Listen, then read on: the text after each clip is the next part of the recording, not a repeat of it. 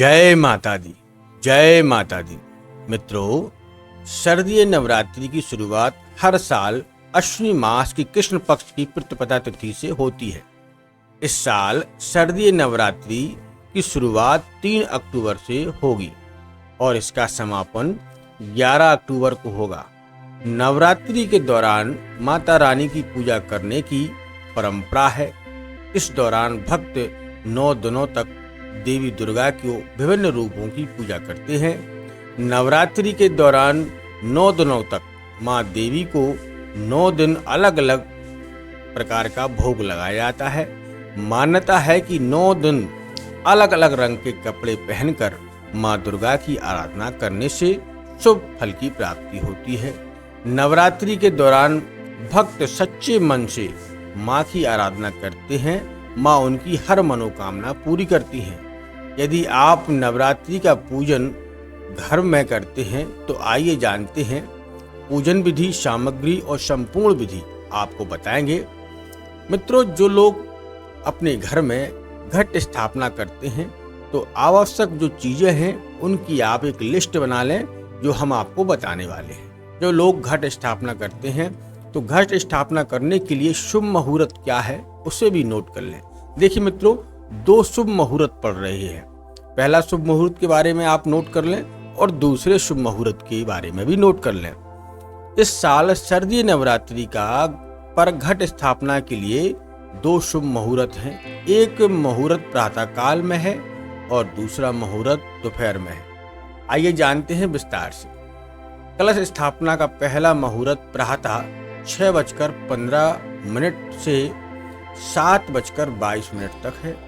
माता रानी के भक्तों को घट स्थापना के लिए 1 घंटा 6 मिनट का शुभ समय प्राप्त होगा।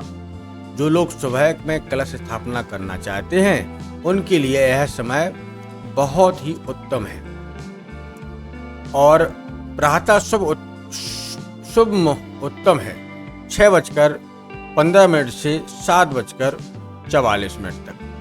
अब हम जानते हैं अपने दूसरे मुहूर्त को। नवरात्रि के घट स्थापना के लिए दूसरा शुभ मुहूर्त प्रातः 11:46 से दोपहर 12:33 तक के बीच घट स्थापना कर सकते हैं। सुबह के बाद दिन में कलश स्थापना के लिए 47 मिनट का शुभ मुहूर्त मिलेगा। घर में कैसे नवरात्रि का पूजन किया जाता है, तो आइए मित्रों, इस पर भी हम आपको पूरी विधिवत जानकारी देते हैं। देखिए, नवरात्रि के दौरान सबसे पहले ब्रह्म मुहूर्त में उठकर स्नान आदि से निवृत्त हो जाएं। उसके बाद एक साफ चौकी पर लाल कपड़ा बिछाकर मां दुर्गा की तस्वीर या मूर्ति स्थापित करें। इसके बाद पूरे पूजा घर में गंगा जल से छिड़काव के बाद माता की पूजा शुरू करें। इसके बाद ध्यान रहे कि कलश हमेशा उत्तर और उत्तर पूर्व दिशा यानी कि ईशान कोण में ही रखें। इसके बाद कलश को चारों तरफ से अशोक के पत्तों से घेर दें और चुनरी रखकर कलावे से बांध दें। इन सब के बाद माता रानी के मंत्रों का जाप करें और आरती करें और भोग लगाएं। नवरात्रि पूजन सामग्री। जो लोग अपने घर में कलश स्थापना करते हैं तो आपके लिए कौन कौन सी सामग्री की आवश्यकता पड़ेगी, तो मित्रों आप इसको नोट कर लें। देखिए, मिट्टी या मिट्टी का घड़ा, मिट्टी का ढक्कन, कलावा, जटा वाला नारियल, जल, गंगा जल, लाल रंग का कपड़ा, एक मिट्टी का दीपक, मोली, थोड़ा सा अक्षत और हल्दी। कलश स्थापना के लिए इन सामग्री की जरूरत पड़ेगी। पूजा के लिए आवश्यक सामग्री, आप पूजा करेंगे तो उसके लिए भी सामग्री लगेगी, तो आप वह सामग्री भी नोट कर लें।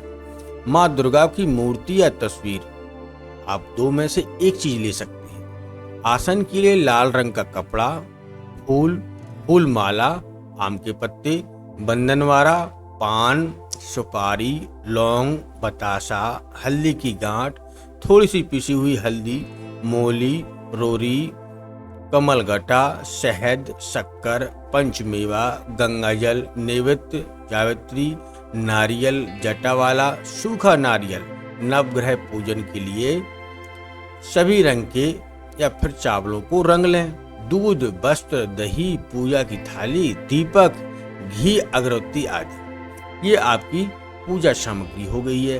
अब अगर आप माँ दुर्गा को उनको श्रृंगार अर्पित करना चाहते तो आप श्रृंगार का जो सामान लगता है उसे भी नोट कर लें, जिससे आपको आसानी होगी और आप कोई भी चीज भूलेंगे भी नहीं। तो कैसा क्या क्या लेना है आपको? देखिए, लाल चुनरी, लाल चूड़ियाँ, सिंदूर, बिंदी, काजल, मेहंदी, महावर, सीसा, बिछिया, इत्र, चोटी, गले के लिए माला या मंगलसूत्र, पायल, नेल, रबड़, बैट, नथ, गजरा, मांग का टीका, कान की बाली, कंघी, सीसा आदि। इन सामग्री को 16 श्रृंगार का सामान बोला जाता है। आप इनको लेकर माँ दुर्गा को अर्पित करें। अब मित्रों, हवन सामग्री भी बहुत ही महत्वपूर्ण है, तो आप हवन सामग्री भी नोट कर लें।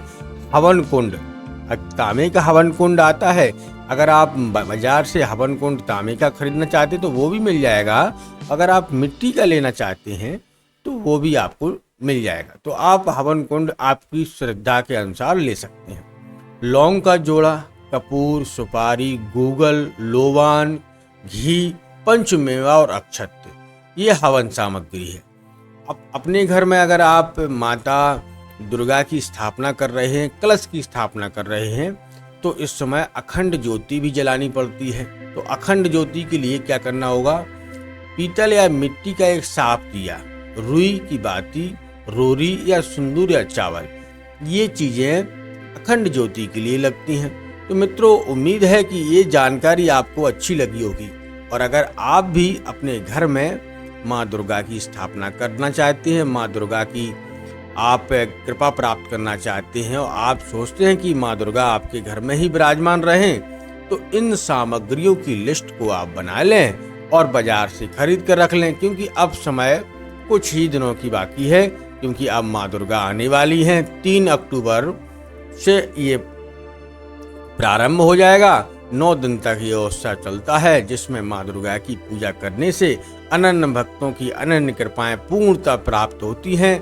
और शारदीय नवरात्रि में अगर आप विधिवत ब्रह्मचर्य का पालन करते हुए माँ दुर्गा की पूजा करते हैं तो आपकी जो भी मनोकामना है वो माँ दुर्गा अवश्य पूरी करेंगी और आपके घर में सुख, समृद्धि और वैभव प्रदान करेंगी। आपके जीवन में किसी प्रकार से कोई कष्ट नहीं आएगा। जो भी आएगा, माँ के सामने आप बोलिएगा कि हे माँ, मेरी रक्षा करें, मुझे आशीर्वाद प्रदान करें। माँ आपकी बहुत जल्द ही सुन के आपकी कृपा से आपके घर में आएंगी और आपके घर में खुशियाँ भर देंगी। आपको घर में धन दौलत का कभी कमी नहीं होगी। तो मित्रों, उम्मीद है कि आपको ये जानकारी अच्छी लगी होगी, तो दूसरों तक भी इसे शेयर करें और अपने घर में भी अगर आप कलश स्थापना करना चाहते हैं तो इस लिस्ट के अनुसार आप भी अपने घर में माँ दुर्गा की स्थापना कर सकते हैं। धन्यवाद।